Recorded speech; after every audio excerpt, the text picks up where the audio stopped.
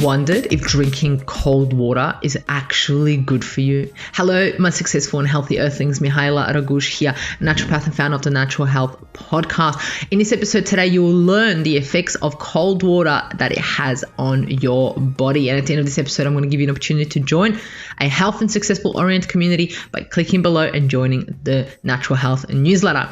Welcome to the Natural Health Podcast, where we bring awareness to sustainable health in the business hustle space. Natural Health Podcast is perfect for the high-performing, business-minded individuals who want to work with their biochemistry to achieve success and optimal health. It's Wednesday, which means it's time for What Would I Do? In this episode of Natural Health Podcast, we discuss this week's question. All questions are kept confidential. I read them and answer them as if it was me, hence why it's called What Would I Do Wednesdays. The information provided is not to be taken as advice and is solely for information purposes only. I'm not here to cure, treat, provide medical advice. I'm here to educate and inform you so you will take steps towards optimal health. Please discuss any medical issues with your healthcare professional. Let's get into today's question. The question came in and it said, I have heard drinking cold water may not be good for my health. Is this true, and how does it actually affect my health? Thank you so much for writing in. What an absolutely great question. And yes, there's so much information out there saying, hey, don't drink cold water because it may not be good for you. But what does that actually mean? Is it good for you? Is it not, right?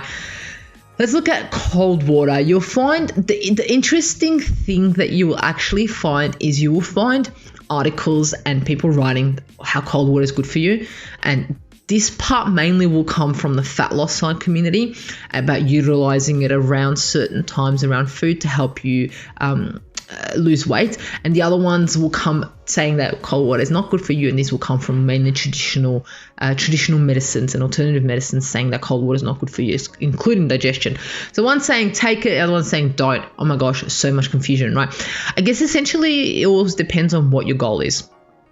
That depends what your goal is. Like, for example, Ayurvedic medicine, which says that advises against the practice of drinking chilled water no matter how hot it gets. And I know in summer individuals are just going to be like, give me that cold drink.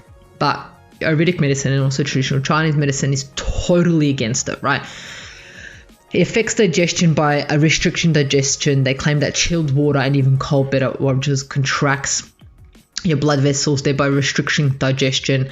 It also hinders the natural process of absorbing nutrients during digestion. The body's focus is diverted from digestion. This is kind of all saying like digestion stuff, right? Because if you're having cold water, it's going to divert all the energy.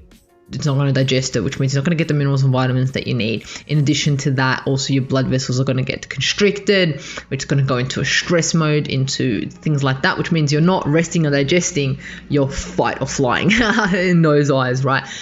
So what this is saying is that the body focuses diverted from digestion as it tries to regulate your body temperature and that of the water, which can actually cause water loss and make you feel dehydrated. The normal temperature of the body is 37 degrees Celsius, and when you consume something at very low temperatures, your body compensates by spending energy to regulate this temperature. And you can see why the fat loss community actually likes that, right? Because you don't want to try and use up that energy. But is it good for your digestion, and are you actually getting the nutrients that you deserve? That's the thing that you want to ask. It can also cause fatigue. A lot of professionals are saying that fatigue, having cold water and a cold drink reduces our body's core temperature. It also, our blood vessels are constricted, therefore the body spends valuable energy in bringing it back to the cold temperature, which makes you fatigued, right? You can never even point that back to, imagine being like, oh, that cold drink that you had made you fatigued. No one really thinks about that or says that, right? But it may be the issue. In addition to this, also drinking cold water can aggravate and trigger migraines in people who already have migraines. In traditional Chinese medicine, drinking cold water with hot food is believed to create an imbalance. Typically, meals in the Chinese culture are served with warm water or hot tea, and you'll see this all around everywhere, not just in Chinese cultures. In Indian, Asian, and so forth, they'll have tea. Usually ginger tea. Why ginger? Ginger is like the best thing for digestion. Of course, they'll have ginger tea with it. It's going to assist with the digestion. So cold water, right? The questions that I have for you now, knowing a little bit about that, is when are you actually drinking this cold water? Are you drinking this cold water as soon as you wake up? Are you drinking the cold water after you exercise? Are you drinking the cold water at night, before meals, after meals, in summer, in winter? all the time, right? Are you drinking it just before a meal, just after a meal? When are you actually drinking this cold water? Does it actually affect you after you drink it? Do you get a sore throat? Do you get a migraine? Do you get a headache? Do you get tired? Keep a note on it, right? What is the reason that you're craving cold water? Is it a habit? Is it something that you got brought up with? Or is it that you're actually craving coldness? Do you currently have a disease or a condition? Because if you do, this may be an issue. Do you currently have migraines or headaches? Do you have mucus buildup? These are some of the things that you can ask yourself before deciding if you're going to continue drinking cold water or not. What I would do, right? Before even worrying about this, I would make sure that the water that I'm drinking is actually clean, beneficial water. What do I mean by that? Has my water been filtered?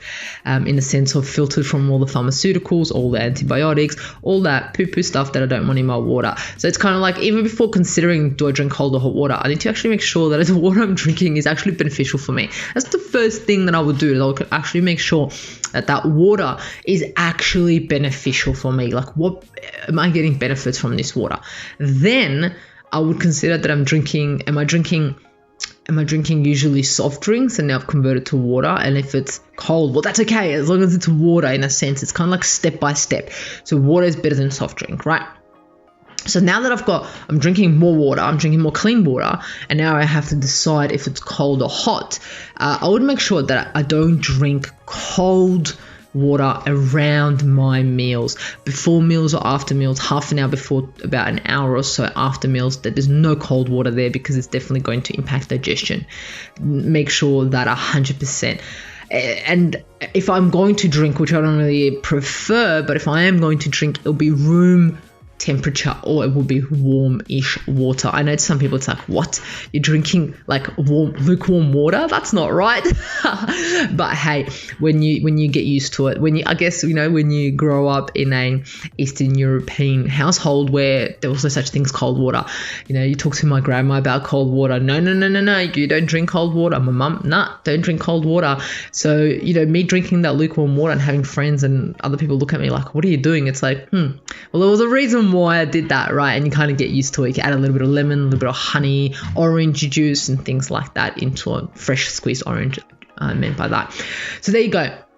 So if I do drink cold water once here and there, look, I'm not saying to do it, but if you are drinking good quality water and it's either you're going to drink that soft drink or you're going to drink that water, it is okay. But I would work towards getting to that lukewarm, warm water. Doesn't matter if it's summer, it doesn't matter when it is winter. But ensuring that it's not cold water around my meals. I would also notice how I feel when I drink it. I would make sure that I'm noticing how I'm feeling. Am I getting mucus buildup? Am I getting a headache, a migraine? Am I getting brain freeze? Am I getting fatigued when I have that cold water? So these are some of the things that I would ensure that I know of. But essentially, water intake needs to be clean water. That's the number one thing, is that it is clean, filtered water, beneficial for me. And then I will make sure that I'm not drinking ice cold water at any time, especially around my meals. And in addition to that, it depends also what my goal is. If my goals are if my goals are not digestion, to increase digestion, maybe cold water may be beneficial to achieve another health goal that it may be beneficial for. But what I'm here talking about is digestion. Cold water is not beneficial for our digestion, as it contracts our blood vessels and also sometimes can cause a bit of a stress response inside of the body. So if you're already stressed, if you're not digesting your food well, that cold water may actually push you to the edge. So think about next time you're taking in that cold water and be like, hey, you know what? I was going to have that cold water. I'm going to put a little bit of warm water in it and make it room temperature, and it's going to benefit me. So there you have it. I hope I answered your question and shed some light to your question. If you or anyone that you know may have some questions, please feel free to contact me, and I will try and answer your question to my best knowledge as possible. And remember, the missing link between failure and success is your health.